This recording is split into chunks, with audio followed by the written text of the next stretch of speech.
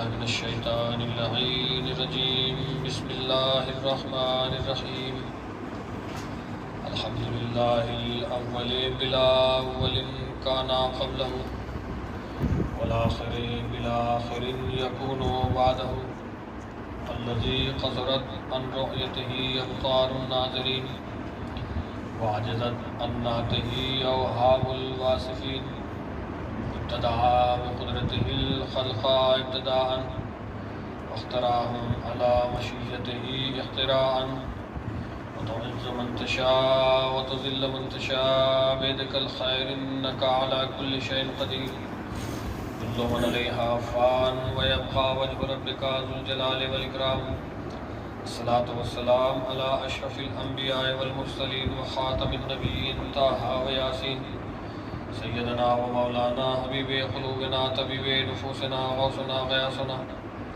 مولانا مولا الثقلين محبوب رب المغربين والمشرقين والمغربين ولي الدارين إمام القبلتين جد الحسن والحسين بالقاسم محمد اللهم صل على محمد وعلى آل بيته الطيبين الطاهرين المعصومين المظلومين المنتجبين المنتخبين ولعنة الله على أعدائهم أجمعين من يومنا هذا إلى قيام يوم الدين أما بعد فقد قال رسول الله صلى الله عليه وآله وسلم بسم الله الرحمن الرحيم طالب العلم بين الجهال كالحي بين الأموات صلوات پر محمد وآل محمد حضرات گرامی قدر عزیزان مظلوم کربلا اور ماتم داران سید شہداء حضرات کے پیش نظر کچھ معروضات پیش کرنے سے پہلے ملتمس ہوں کہ ایک مرتبہ سورہ الحمد اور 3 مرتبہ سورہ اخلاص کی تلاوت فرما کر مرحوم جناب محرم علی ابن ذاکر حسین کے لیے مثال فرما دیں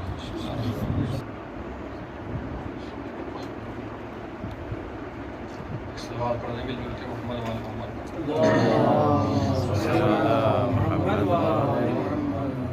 حضرات گرام قدر عزیزان مظلوم کربلا اور ماتم داران سید الشہداء اس مختصر سی تقریر کے لیے آپ کے سامنے حاضر ہوا ہوں خداوند عالم کہ جو خالق کائنات اور مالک ارض و سما ہے، تمام کائنات، تمام عرض، تمام خطے پر جس کی حکومت، جس کی پاور، جس کا سلطہ، جس کا اختیار، جس کا تسلط ہے، وہی خدا قابل حمد ہے، وہی خدا قابل ثنا ہے، وہی خدا قابل تعریف ہے۔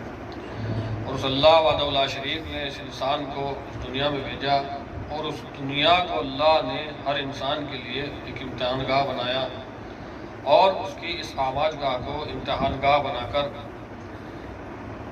دور آخر کے لیے، یعنی اس کی آخرت کی زندگی کے لیے اس دنیا کو ایسا مقام بنایا تاکہ دنیا میں انسان رہنے کے بعد اس آخرت کے لیے کچھ ثمرہ، آخرت کے لیے کچھ توشہ آخرت انسان اکٹھا کر سکے۔ پوری دنیا میں جہاں جہاں انسان رہ رہا ہے، جس خطۂ عرض پر رہ رہا ہے، یہ حتمی اور یقینی امر ہے اور حقیقی بات ہے، اور ہر انسان کو اس پہ یقین ہے، کنسیپٹ ہے کہ ہر انسان کو موت حتمی آنی ہے۔ پوری دنیا میں جتنے مذاہب اور جتنے مسالک ہیں، وہ کسی نہ کسی طریقے سے، کسی نہ کسی طور پر، کسی نہ کسی موڑ پر، کسی نہ کسی مرحلے پر اپنے آپ میں ایک دوسرے سے اختلاف رکھتے ہیں، ایک دوسرے سے اختلاف نظر رکھتے ہیں، لیکن موت ایک ایسا نظریہ ہے، موت ایک ایسا نقطہ اتحاد ہے جس پر کسی بھی قوم، کسی بھی مذہب، کسی بھی ملت کا انسان ہو، ہر انسان کو یقین ہے کہ موت حتمی ہے اور موت یقینی ہے، موت آنے والی ہے۔ اور ایک صلوات پڑھے محمد والے محمد پر۔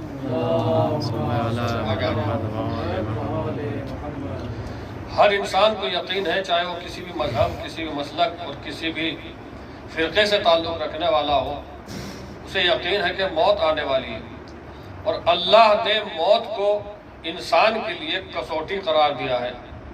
اللہ نے موت کو انسان کے لیے اس کی زندگی کا معیار، اس کی زندگی کی کسوٹی بنا دیا، اس لیے کہ اگر انسان اس دنیا میں رہنے کے بعد چاہے 1000 سال کی زندگی گزار کر چلا جائے، مگر اس کے اعمال جو اس نے اعمال دنیا میں انجام دیے ہیں، جو اس نے نمازیں پڑھی ہیں، جو اس نے روزے رکھے ہیں، جو اس نے حج انجام دیا ہے، جو زکوٰۃ دی ہے، جو خمس ادا کیا ہے، جو تمام کے تمام نیک کام انجام دیے، اس کی جزا اسے اس وقت ملے گی جب وہ اس دنیا سے چلا جائے گا۔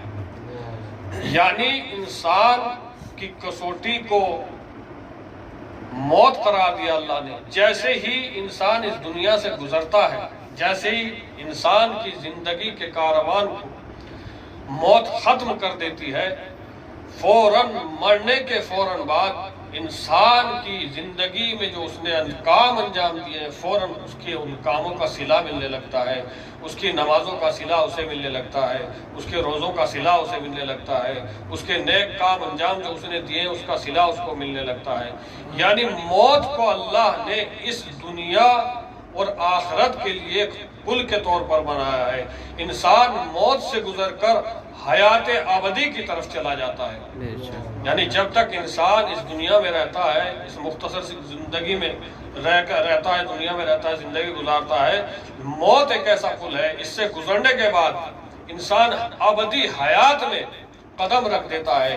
یہاں موت ہے لیکن موت کے بعد کوئی موت نہیں ہے، وہاں انسان ہمیشہ زندہ رہے گا۔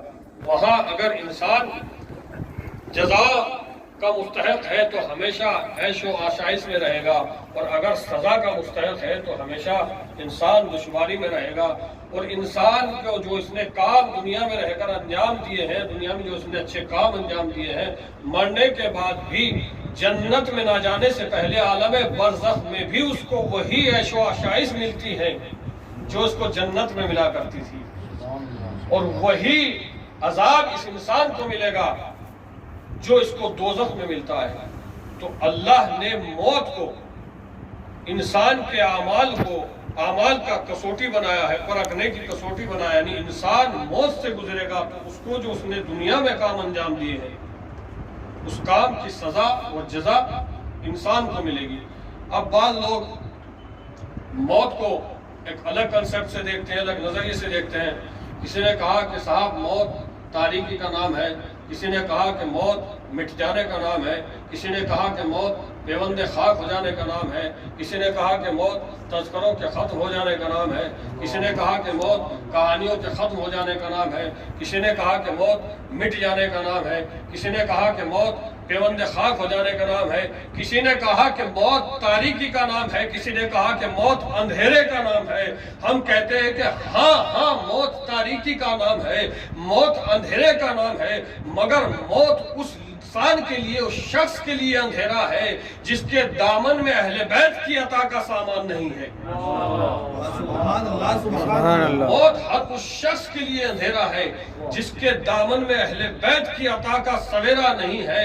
ارے جو اپنے ساتھ 14 ہدایتوں کے چراغ لے کر جاتا ہے اس کے لیے موت نہیں ہوتی، بلکہ موت ایک سجی ہوئی دلہن کی طرح اس کے سامنے پیش ہوتی ہے۔ صلوات پڑھ رہے محمد والے محمد پر۔ یہی وجہ ہے کہ جب الگ الگ طریقے سے، الگ الگ زاویے سے موت کو ڈیفینیٹ کیا گیا کہ موت فلاں کا نام ہے، موت مر جانے کا نام ہے، موت مٹ جانے کا نام ہے، تو وہیں پر ہمارے امام نے فرمایا کہ دیکھو موت انسان کے مر جانے کا نام نہیں ہے بلکہ انسان کے جاہل ہو جانے کا نام موت ہے۔ اگر انسان کے پاس علم نہیں ہے تو وہ انسان زندہ رہ کر بھی مردہ ہے۔ اور دیکھیے علم کی برکت دیکھیے، علم کا اعزاز دیکھیے، علم کا شرف دیکھیے، اس لیے کہ علم شرف کا نام ہے، علم اعزاز کا نام ہے، علم ایک معیار کا نام ہے۔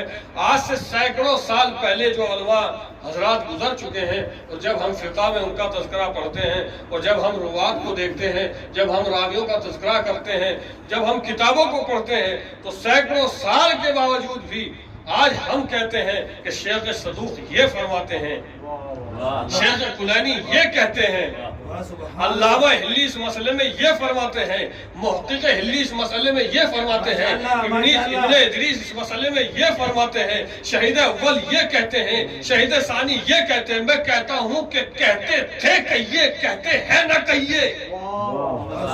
وہ مر گئے ہیں اس لیے کہ وہ اس دنیا سے چلے گئے، سینکڑوں برس ہو گئے، کہا نہیں ان کے پاس جو علم تھا اس علم نے ان کو ایسی حیات بخشی ہے کہ قیامت تک ان کا تذکرہ زندوں میں کیا جائے گا۔ سبحان اللہ سبحان اللہ۔ صلوات پڑھ دیں محمد والے محمد پر۔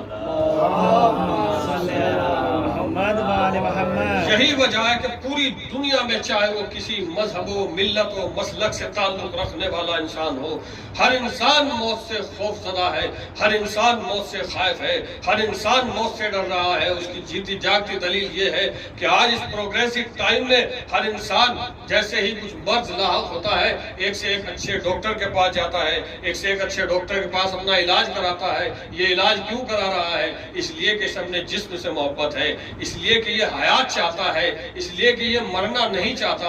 انسان اپنے ملک سے جا کر دوسرے ملک میں اپنا علاج کرا رہا ہے اس لیے کہ اسے اپنی زندگی سے لگاؤ ہے، اسے اپنی زندگی کو پسند کرتا ہے، یہ مرنا نہیں چاہتا۔ پوری دنیا کے مذہب و مسلک کا ہر انسان موت سے خوف زدہ ہے، مگر قسم خدا کی جو علی کا چاہنے والا ہے، جو علی کا چاہنے والا ہے وہ موت سے خوف زدہ نہیں ہے بلکہ وہ موت کو ہنس کر گلے لگا لیتا ہے۔ یہی وجہ ہے کہ جب پوری کائنات کے لوگوں کے مرنے میں اور علی والے کے مرنے میں بڑا فرق یہ ہوتا ہے کہ جب ہر مذہب و ملت کا شخص اس دنیا میں آ کر مرتا ہے، اس کا دم نکل جاتا ہے تو وہ مر جاتا ہے۔ علی کے چاہنے والوں کا جب سانس رکتا ہے تو وہ مرتا نہیں، شہید ہو جاتا ہے۔ سبحان اللہ سبحان اللہ۔ صلوات پڑھ دیں محمد والے محمد پر۔ علی کا چاہنے والا جب اس کا دم نکلتا ہے تو وہ مرتا نہیں ہے، شہید ہو جاتا۔ اور بھلا ڈرے کیوں؟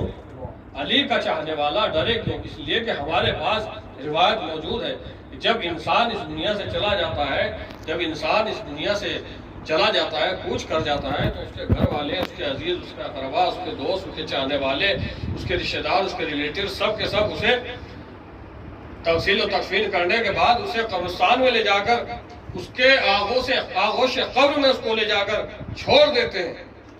اب صرف وہ ہوتا ہے، قبر کی تنہائی ہوتی ہے، اکیلا شخص ہوتا ہے، قبر کا اندھیرا ہوتا ہے، وہ ہو کا عالم، وہ گھٹا ٹوپ اندھیرا کہ جب انسان کے پاس نہ اس کی بھائی، نہ اس کی بہن، نہ اس کی ماں، نہ اس کا باپ، نہ اس کا کوئی رشتہ دار مدد کر سکتا ہے، اس وقت اس گھٹا ٹوپ اندھیرے میں اس شخص کے اعمال کی روانی پر نجات کا سفینہ تیرتا ہوا اس کی قبر میں قدم رکھتا ہے، اور وہ دیکھتا ہے کہ اس کی قبر میں روایت میں موجود ہے کہ جب انسان علی کا چاہنے والا قبر میں چلا جاتا ہے تو دیکھتا ہے کہ کچھ روشنیاں اس کے قبر میں رونما ہو رہی ہیں، نمودار ہوتی ہیں۔ ایک روشنی دائیں جانب ہوتی ہے، ایک بائیں جانب ہوتی ہے، دو روشنی پائنتی کی طرف ہوتی ہے، اور ایک بڑی روشنی جن سے چھٹ کر یہ چار روشنی آ رہی ہوتی ہیں وہ اس کے سر پر ہوتی ہے۔ یہ مرنے والا سوال کرتا ہے کہ یہ کون ہے کہ جو اس بے کسی کے عالم میں، اس عاجزی کے عالم میں، اس بے بسی کے عالم میں کون ہے کہ جو میری مدد کے لیے آئے ہیں؟ کون ہے کہ جو میری اندھیری قبر میں روشنی کر رہا ہے؟ تو اسے جواب ملتا ہے کہ یہ روشنی تیری نماز کی روشنی ہے، یہ روشنی تیرے روزوں کی روشنی ہے، یہ روشنی تیرے حج و زکوٰۃ کی روشنی ہے، یہ روشنی تیرے خمس و زکوٰۃ کی روشنی ہے، اور یہ جو سب سے بڑی روشنی نظر آ رہی ہے یہ ولایت علی کی روشنی ہے۔ سبحان اللہ سبحان اللہ۔ صلوات کر دے محمد والے محمد پر۔ محمد والے محمد۔ یہ ولایت علی کی روشنی ہے۔ تو موت تو برحق ہے، اور موت ہر انسان کو آنا ہے، اور موت بھی نعمت ہے، اس لیے کہ اگر موت کا وجود نہ ہو تو نظام انسانیت درہم برہم ہو جائے گا۔ آپ سپوز کیجئے، مان لیجئے اگر کہیں خداوند عالم کی طرف سے یہ اعلان ہو جائے، جبریل یہ ملک الموت یہ اعلان کر دے کہ آج سے 4 سال تک یا 5 سال تک کسی انسان کو موت نہیں آنے والی ہے، تو اس وقت خیال کیجئے، سوچئے پوری دنیا میں کیسا عالم ہوگا، پوری دنیا کا نظام درہم برہم ہو جائے گا۔ اگر ملک الموت یہ اناؤنسمنٹ کر دے کہ آج سے 4 سال تک کوئی مرنے والا نہیں ہے، کسی کو موت نہیں آئے گی، تو پوری دنیا کا نظام بکھر جائے گا۔ اس لیے کہ وہ بیٹا جو اپنے باپ کے لیے ہاسپٹل جا رہا تھا، وہ ہاسپٹل جاتا جاتا واپس پلٹ آئے گا کہ 4 سال تک ابا کہیں جانے والے نہیں ہیں، اس لیے ہاسپٹل جانے سے کیا فائدہ۔ وہ بیٹی جو اپنی ماں کی تیمارداری میں لگی ہوئی تھی، دن رات اس کی خدمت کر رہی تھی، اس ماں کی خدمت کر رہی تھی کہ جو بستر مرگ پر پڑی ہوئی تھی، وہ بیٹی اپنا منہ موڑ لے گی کہ 4 سال تک اماں کو موت نہیں آنے والی، خدمت کرنے سے کیا فائدہ۔ وہ ماں جو اپنے مچلتے ہوئے بچے کو دیکھ رہی تھی کہ بچے کو دودھ پینے کی چاہت ہے، وہ منہ ڈھانپ کر سو جائے گی کہ دودھ پلانے سے کیا فائدہ، 4 سال تک تو موت نہیں آنے والی۔ تمام کی تمام دنیا کا نظام درہم برہم ہو جائے گا، بینک لوٹنے لگیں گے، اس لیے کہ کسی کو موت نہیں آئے گی، چاہے گولیاں چلے موت نہیں آئے گی، چاہے تلواریں چلے موت نہیں آئے گی، چاہے دکانیں لوٹنے لگیں گی، لوگوں کے گھروں میں چوریاں ہونے لگیں گی، ڈکیتیاں پڑنے لگیں گی، یعنی نظام اتنا برا ہو جائے گا، نظام اتنا درہم برہم ہو جائے گا کہ کائنات کا ہر شخص چلا اٹھے گا، پروردگارہ موت کو بھیج دے، موت کے بغیر زندگی کا جینا محال ہے۔ سبحان اللہ، سبحان اللہ، صلوات پڑھ دے محمد والے محمد پر۔ محمد وآل محمد وعجل فرجهم۔ موت بھی ایک نعمت ہے، مگر جس طالب علم کے سال ثواب کے لیے یہ مجلس کا انعقاد کیا گیا ہے، اور میں نے جس حدیث کو پڑھنے کا شرف حاصل کیا وہ ایک طالب علم کے حوالے ہی سے ہے۔ دیکھیں، طالب علم کی عزت، اس کا شرف اور اس کی بالادگی اللہ کی نظر میں بہت ہے، اس لیے رسالت و آپ صلی اللہ علیہ وآلہ وسلم اللہم صلی علی محمد۔ اگر کوئی شخص علم حاصل کر رہا ہے اور علم حاصل کرتے کرتے وہ شخص مر جائے، حصول علم میں مصروف ہو اور اسے موت آ جائے، تو رسول فرماتے ہیں وہ مرتا نہیں ہے، وہ شہید ہو جاتا ہے، یعنی اس کی موت نہیں ہوتی بلکہ وہ شہادت کے درجے پر فائز ہو جاتا ہے۔ معصوم فرماتے ہیں کہ روز محشر ایک شخص ایسا نکل کر آئے گا کہ اس کی نیکیاں اتنی زیادہ ہوں گی کہ آسمان کی تہ کی طرح اس کی نیکیاں ہوں گی، پہاڑوں کی بلندیوں کی طرح اس کی نیکیاں ہوں گی۔ جب وہ اس نیکیوں کو دیکھے گا کہ میری نیکیاں اتنی کہ تہ بتہ آسمان کی طرح، بلند تر پہاڑ کی طرح میری نیکیاں میرے سامنے ہیں، تو یہ انسان سوال کرے گا، پروردگار میرے تو ایسے اعمال نہیں تھے، میں نے تو اتنے کام انجام نہیں دیے، یہ نیکیاں کون سی ہے، یہ نیکیاں کس عمل کا ثمرہ ہے؟ تو آواز آئے گی کہ یہ نیکیاں اس علم کا ثمرہ ہے جو تو نے حاصل کر کے لوگوں تک پہنچایا ہے۔ یہ نیکیاں اس علم کا ثمرہ ہے، اس علم کا پھل ہے جو تو نے حاصل کر کے لوگوں تک پہنچایا ہے۔ یہی وجہ ہے کہ رسول نے پھر فرمایا کہ طالب علم کا درجہ محشر میں یہ ہوگا، ہم اس کو یہ درجہ عطا کریں گے کہ تمام نبی اور طالب علم کے درمیان صرف ایک درجے کا فرق ہوگا۔ یعنی طالب علم کی شان یہ ہے کہ روز محشر انبیاء اور طالب علم کے درمیان ایک درجے کا فرق ہوگا۔ اچھا، طالب علم جو مصیبت، جو مشاکلات کا سامنا کرتا ہے، اپنے گھر کو چھوڑتا ہے، گھر کو چھوڑنے کے بعد علم حاصل کرتا ہے، ماں بہنوں کے پیار کو چھوڑ کر دوسری جگہ پر جاتا ہے، پردیس میں جانے کے بعد حصول علم میں مصروف ہوتا ہے تاکہ لوگوں کو تعلیمات اسلامی پہنچائے، تاکہ لوگوں کو دین کا میسج دے۔ اس کا اجر کیا ہوگا؟ یہ جو انسان، یہ طالب علم مشکلات میں پریشان ہے، یہ جو مشکلات میں مبتلا ہے، اس سے پریشان نہیں ہونا چاہیے، اس لیے کہ دنیا تو قید خانہ ہے مومن کے لیے، دنیا مومن کے لیے قید خانہ ہے۔ اس کی جزا کیا ہے، اس کا اجر کیا ہے؟ اس طالب علم کا جو دنیا میں مشکلات کا سامنا کرنے کے بعد یہ جو عمل انجام دے رہا ہے، لوگوں تک دین پہنچا رہا ہے، اس کا ثمرہ کیا ہے؟ خداوند عالم کے نزدیک اس کا اجر کیا ہے؟ تو رسول فرماتے ہیں طالب علم کا اجر روز محشر یہ ہے کہ ہم طالب علم کو نبی کے برابر اجر عطا کریں گے۔ طالب علم کو ہم نبی کے برابر اجر عطا کریں گے، اور ہمارے نزدیک رسول فرماتے ہیں ہمارے نزدیک طالب علم کا درجہ، طالب علم کا معیار، اس کی شان و شوکت یہ ہے کہ جب طالب علم زمین پر چلتا ہے تو جس زمین پر جاتا ہے وہ زمین اس کے لیے استغفار کرتی ہے. یمشی علی الارض یا تستغفر لہ، وہ جس زمین پر چلتا ہے وہ زمین اس شخص کے لیے، طالب علم کے لیے استغفار کرتی ہے. دیکھیں دو روایت دیکھی ہیں. ایک یہ ہے کہ جب انسان وضو کرتا ہے نماز کے لیے، جو وضو کرنے کے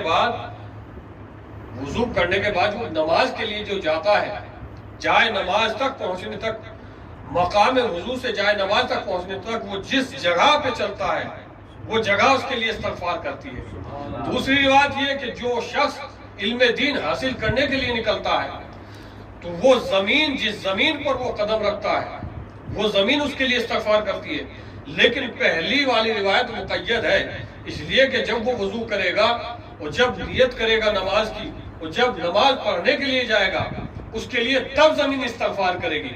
مگر طالب علم کا درجہ یہ ہے، طالب علم کا معیار یہ ہے، طالب علم جب نیت کر کے اپنے گھر سے نکلے گا، جہاں جہاں زمین پر چلے گا وہ زمین اس کے لیے استغفار کرے گی. میں اپنی بات کو روک کر ایک جملہ کہہ دوں کہ طالب علم کی شان رسول کی نظر میں یہ ہے کہ طالب علم کے پاؤں جس زمین پر پڑے وہ زمین اس طالب علم کے لیے استغفار کرتی ہے. اگر طالب علم اپنے چلتے ہوئے قدموں کو روک کر بارگاہ عزت میں اپنے ہاتھوں کو بلند کر کر دعا کر لے تو دنیا کی ہر شے اس کے لیے استغفار کرے گی. اور کیا ہے طالب علم کا درجہ؟ احبہ اللہ، اللہ طالب علم سے محبت کرتا ہے. احبہ الملائکہ، ملائکہ طالب علم سے محبت کرتے ہیں. احبہ النبیون، نبی طالب علم سے محبت کرتے ہیں. رسول فرماتے ہیں کہ طالب علم سے محبت بس اور بس وہ کرے گا جو سعید ہوگا، شقی طالب علم سے محبت نہیں کر سکتا.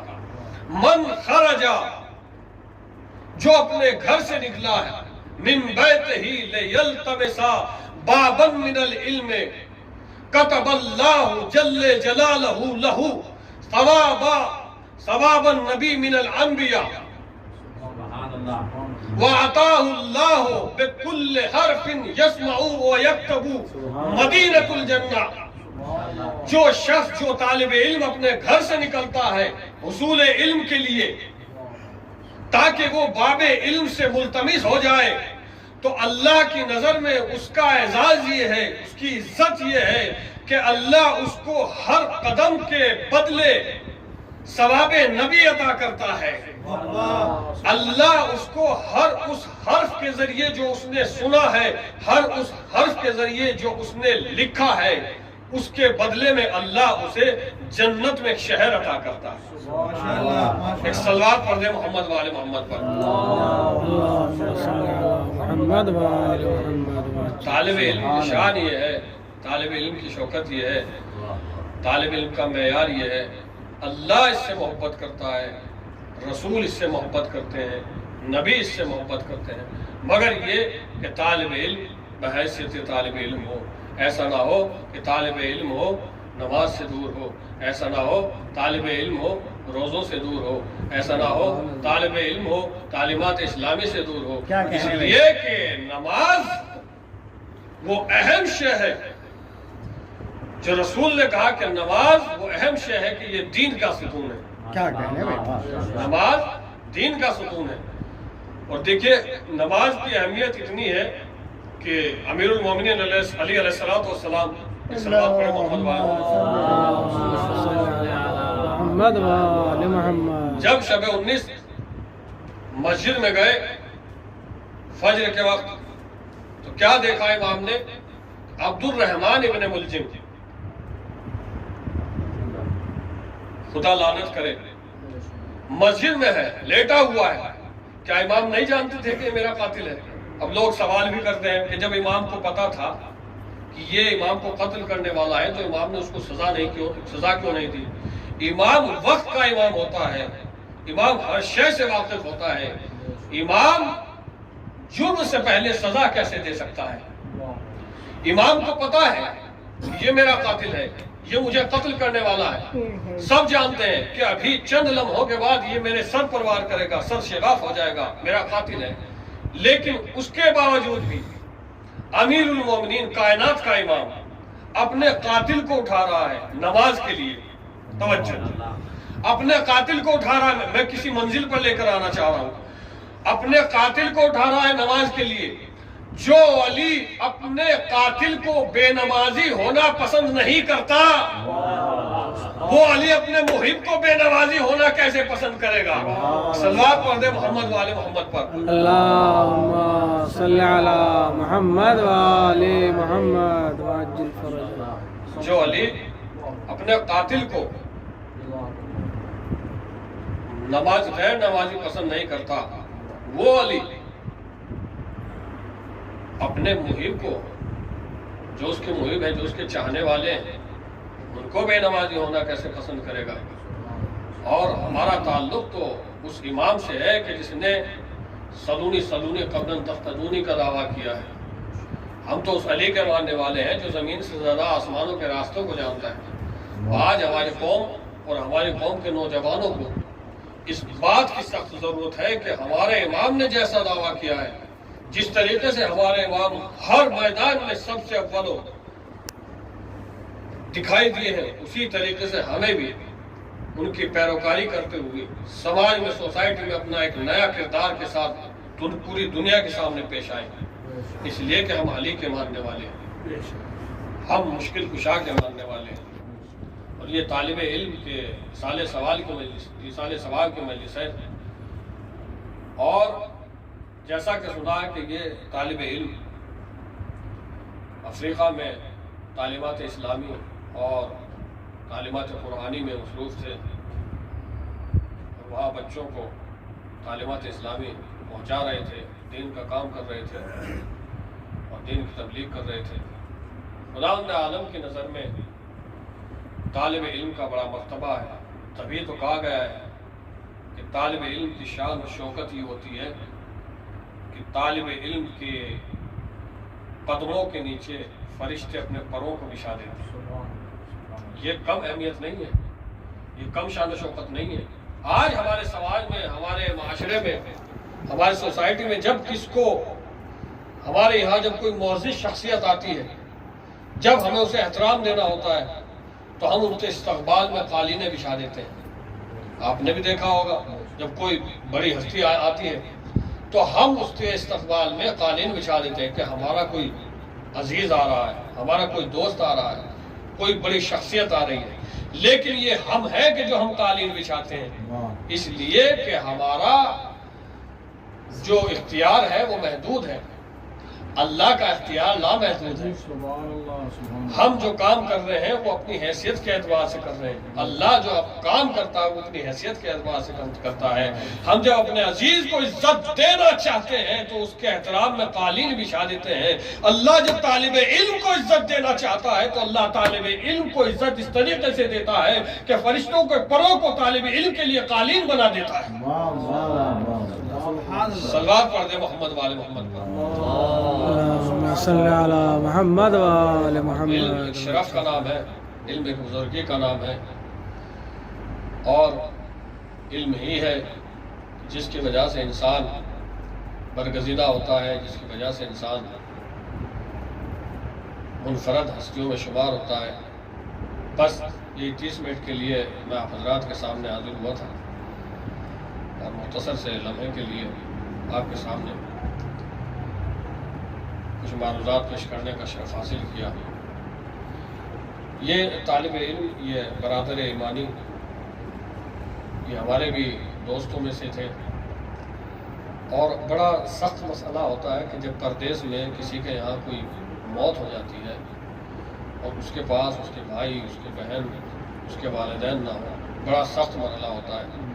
اور سب سے سخت مرحلہ اس باپ کے لیے ہوتا ہے کہ جو اپنے بیٹے سے دور ہو اور جب اسے خبر ملے کہ تمہارا بیٹا اس دنیا سے کوچ کر گیا ہے.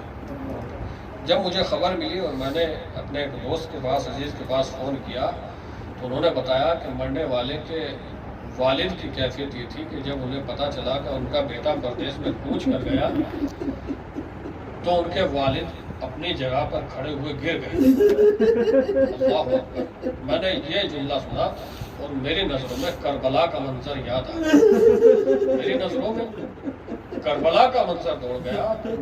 مولا آپ کتنے بڑے صابر تھے، مولا حسین آپ کتنے بڑے صابر تھے، ہمارے اوپر چاہے کتنے بھی غم آ جائیں، ہمارے اوپر چاہے کتنے بھی اندوہ ہو جائیں، مگر کربلا کے غم سے زیادہ نہیں ہے۔